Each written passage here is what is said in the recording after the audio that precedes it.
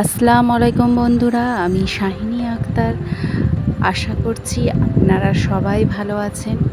আজকে আমি রান্না করব পুঁই শাক দিয়ে মিষ্টি কুমড়োর তরকারি। প্রথমে এখানে আমি একটা কড়া নিয়ে নিয়েছি, তার মধ্যে কিছু অল্প একটু রিফাইন তেল দিয়েছি, তার মধ্যে কালো জিরে অল্প আর একটা পেঁয়াজ কুচি, একটা টমেটো কুচি দিয়েছি। এগুলো ভেজে নেব। যারা এখনও আমার চ্যানেলকে সাবস্ক্রাইব করেননি, প্লিজ সাবস্ক্রাইব করে দেবেন এবং পাশে থাকা বেল আইকনটি ক্লিক করে দেবেন। তাহলে সর্বপ্রথম নোটিফিকেশান আপনার কাছে চলে যাবে।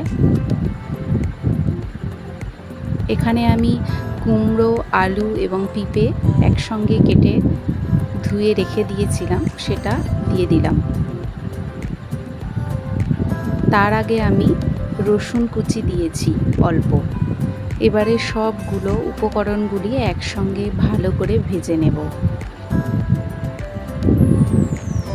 ভাজা হয়ে এসছে, এর মধ্যে এবারে আমি একটু লবণ, 1 চামচের মতো লবণ, যে যার স্বাদ মতো দিতে পারেন এটা।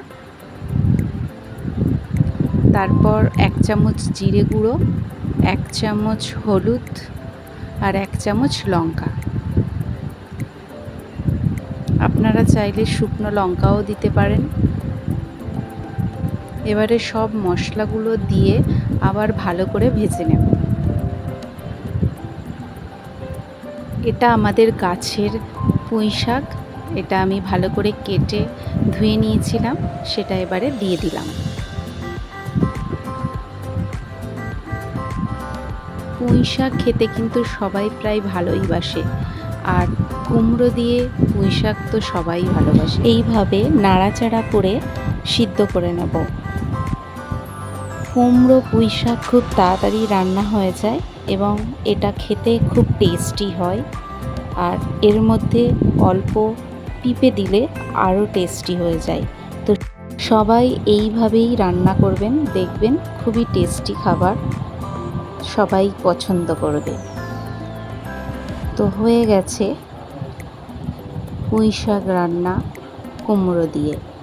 আবার আসছি পরের রেসিপি নিয়ে। আল্লাহ হাফেজ।